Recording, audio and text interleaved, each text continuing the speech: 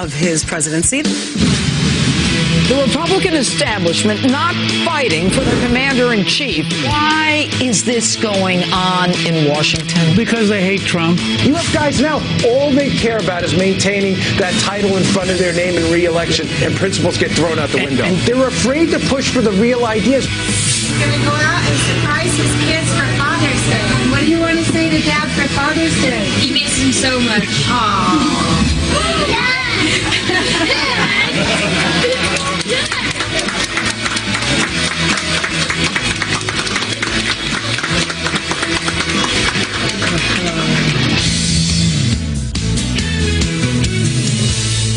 All right. Speaking of nailing it, David Bossie, the former deputy campaign manager for Donald Trump and Fox News contributor and friend of the show, is here with us this morning. Good morning and happy Father's Day. Good morning. Appreciate you being here. Thank you very much. Thanks for having me, and happy Father's Day to everybody. Happy Father's Day to my dad this morning. Yeah. Love it. Absolutely. Well, this morning, the president waking up at Camp David with his family for Father's Day. But it has been a long and busy week. It described by him in tweets even this morning as a witch hunt, whether it's the new special counsel Bob Mueller, whether it's the deputy, deputy counsel Rob Rosenstein, others who are now digging in, and there's wonders whether there's conflicts of interest, whether this investigation is moving in the right direction. If you are the president, what are you thinking this morning about how you approach getting rid of this dust cloud so that you can move on to your agenda?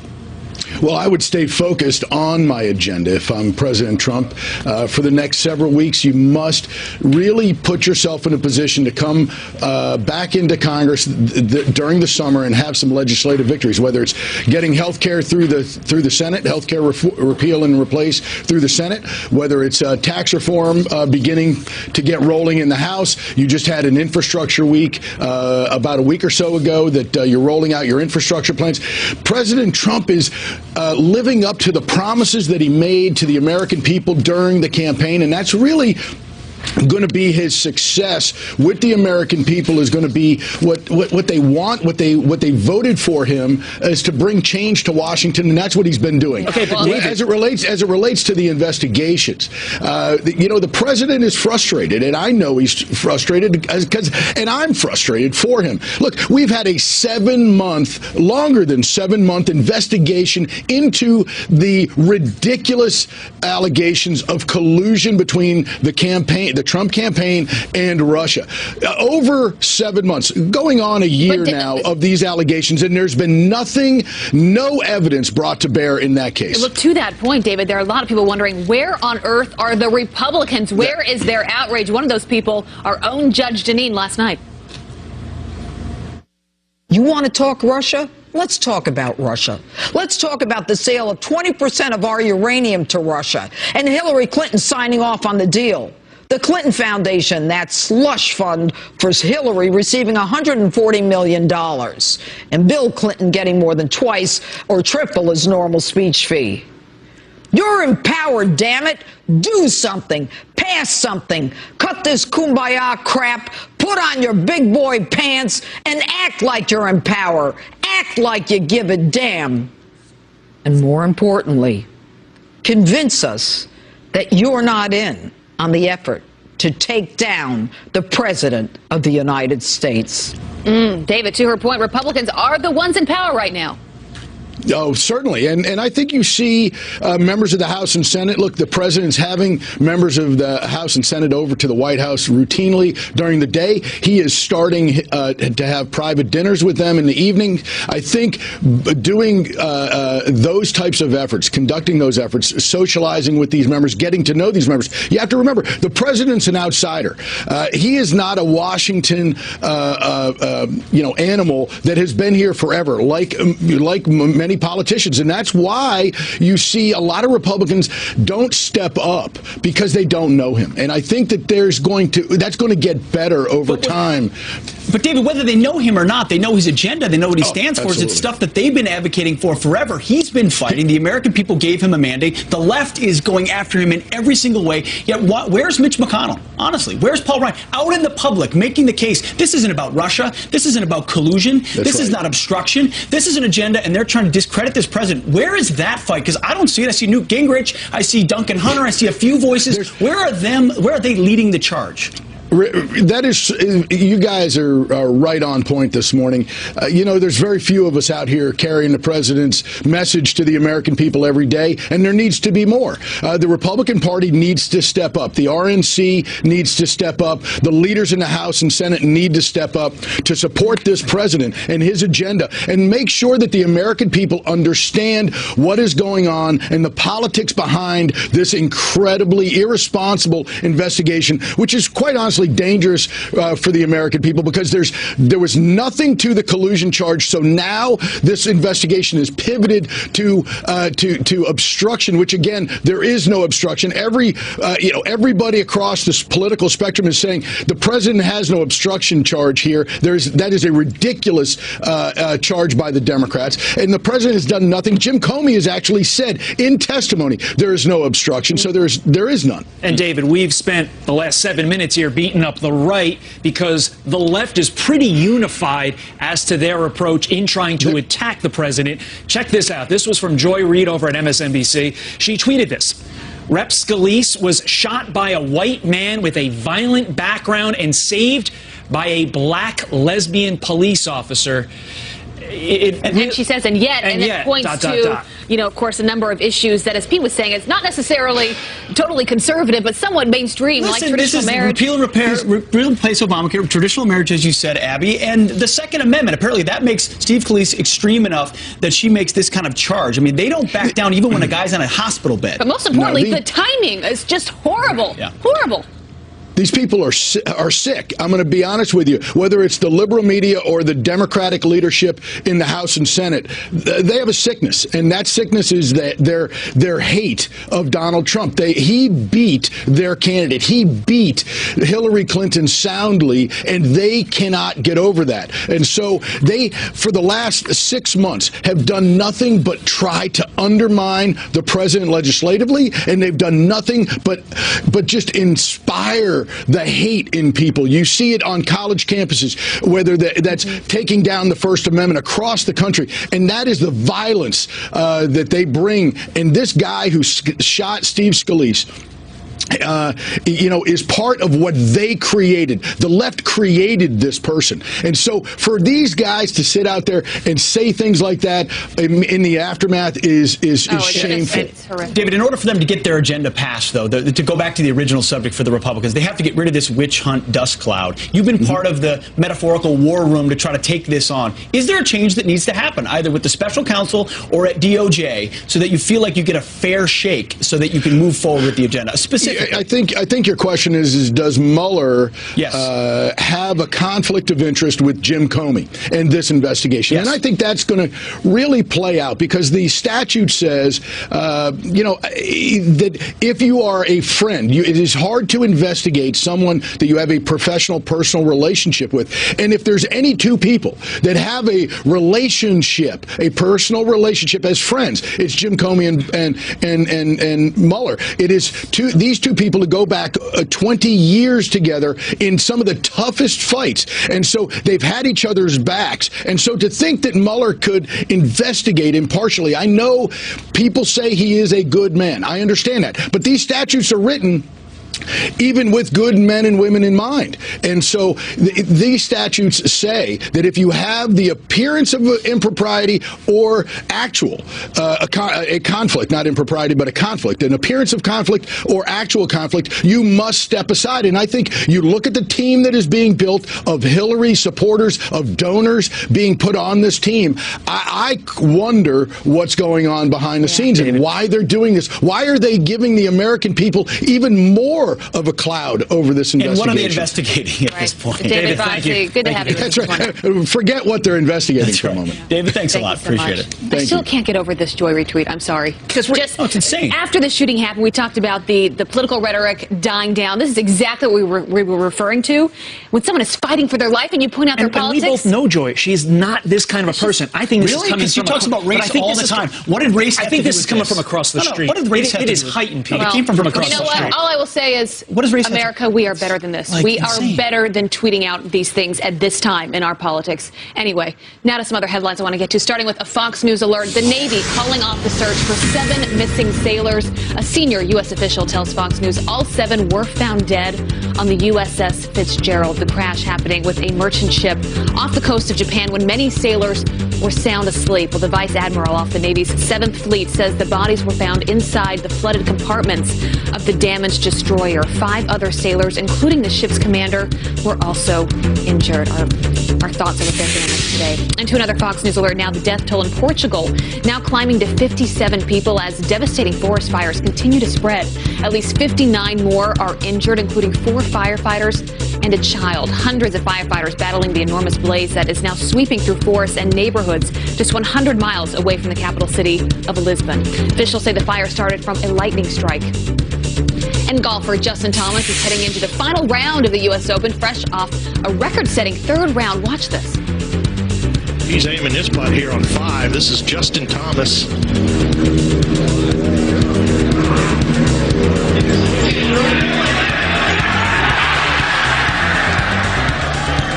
Thomas shooting 9 under par, a score of 33. Despite the historic performance, he's actually not even in first. Thomas heads into today's final round, trailing Brian Harman by just 1 shot. And the action begins at 11 a.m. Eastern this morning on Fox. How do you make that read? I mean, that was an unbelievable read. It takes such guts in the golf sense to make that read. You're basically hitting it kind of away from the hole. It drops in. And with that much pressure on you, too. I know. Unreal. Got to play 4 rounds, 1 more today. We'll see where it goes.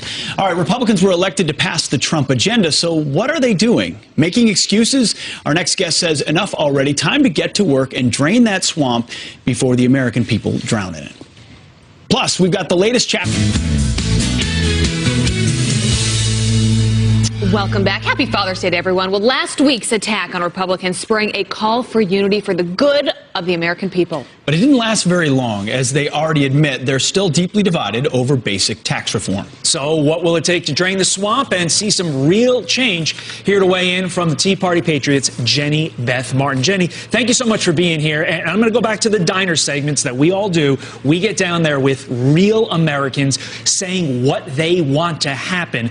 Are we going to see first the unity that we saw last week, and is that going to lead to anything to help the American people? Well, thanks for having me, and happy Father's Day to all the dads out there. I think that one of the reasons the country has been so divisive, both in Washington, D.C., and then the feeling towards Washington, D.C., is because the people around this country feel that Washington is ignoring their will. For over a decade, they've been saying jobs, jobs, jobs. That's the #1 issue for voters across this country. If Congress really wants to find unity and to calm and ease the tension that's going on in this country, they'll pass tax reform because it'll grow the economy and Americans will feel better. They'll be able to take better care of themselves and their families and have a better opportunity for the future. And that has an added benefit of helping congressmen get reelected. Jenny, your movement started as a reaction to the policies of the Obama administration, a long time coming. You've been waiting for Republican House and Senate to actually make something happen. Now here we are. And are you not frustrated by the lack of fight amongst these leaders like Mitch McConnell or others who could be pushing through fundamental tax reform, which is if Republicans can't agree on that, what can they agree on? I mean, what more can be done to pressure these members to say, make something happen? Well, I think that what more can be done is that we just keep picking up the phone, we keep emailing our congressmen, reach out to them on social media, and make sure that they understand and remind them why you elected them. Look, we cannot wait for Washington, D.C. to lead this country. We've waited far too long for that. The way that we're going to get out of these problems is for the American people to say, okay, we're putting the pressure on Washington, but we want to help them. If they take care of tax reform and they grow the economy, we'll be able to back off a little bit because we're going to experience relief in our own lives. And that will make them feel better in Congress as well. That's why we are going to continue to go out around the country and actually hear directly from the Muslim people of all the American people. Jenny, thanks for being with us this morning. Thank you. Thanks for having me.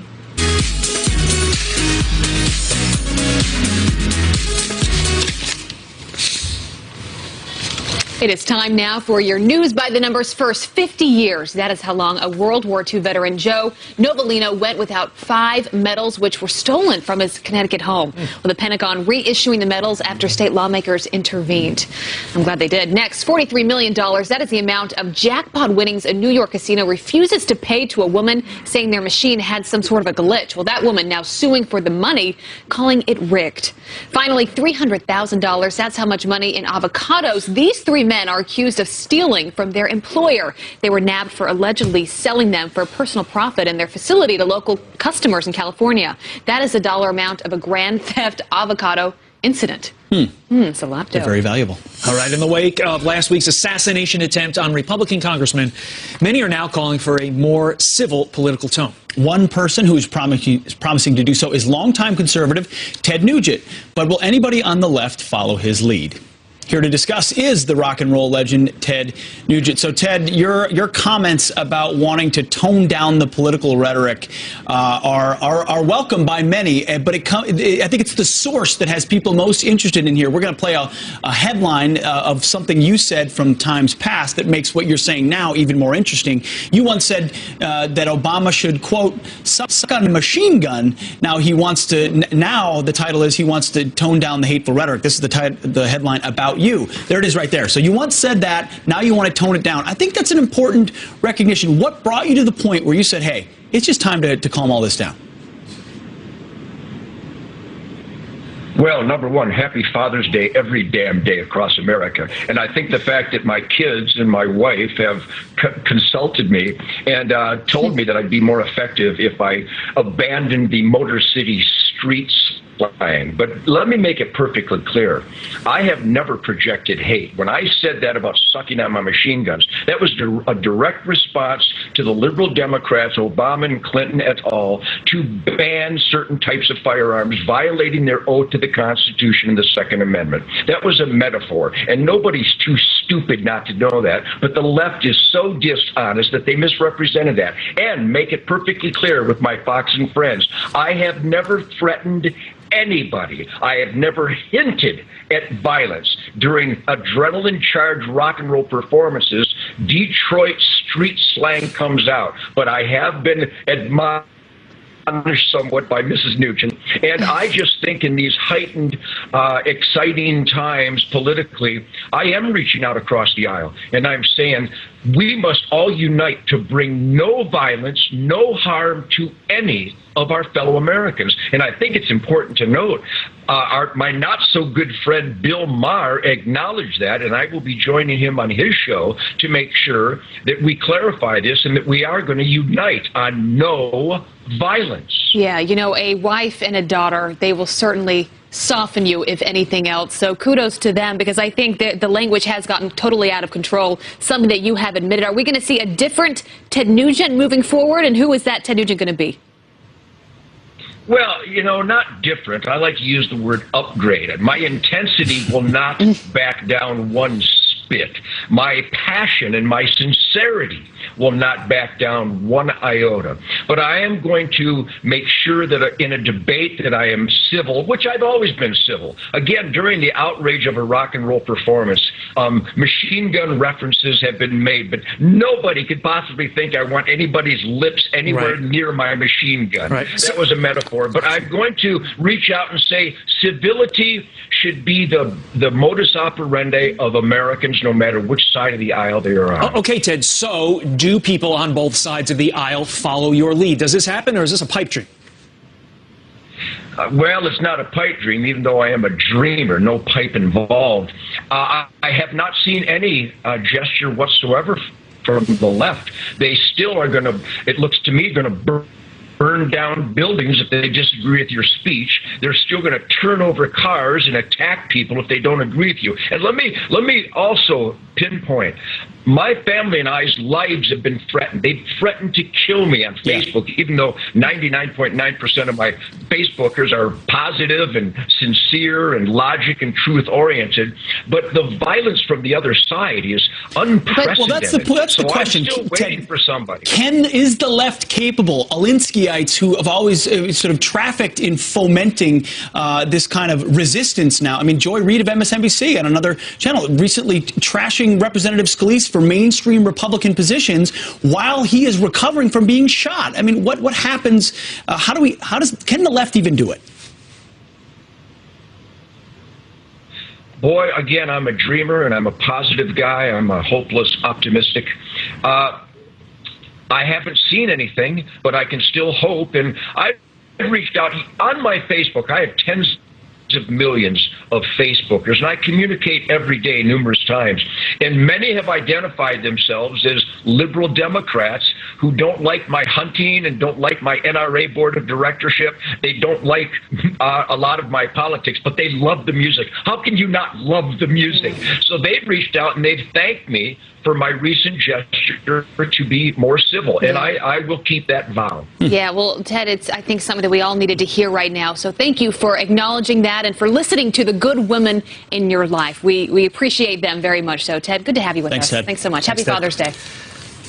Still ahead. Thank you very much. Godspeed, Fox and friends. Likewise, sir. Still ahead. President Trump vows to make America great again. We've heard that, of course. And now he is making words great again. This is weird. The new honor for the president next. Plus, we've got the latest chapter in the love story capturing, I guess, a few hearts somewhere around the world. Not mine. Pamela Anderson and Julian Assange, are they a couple? You can't count on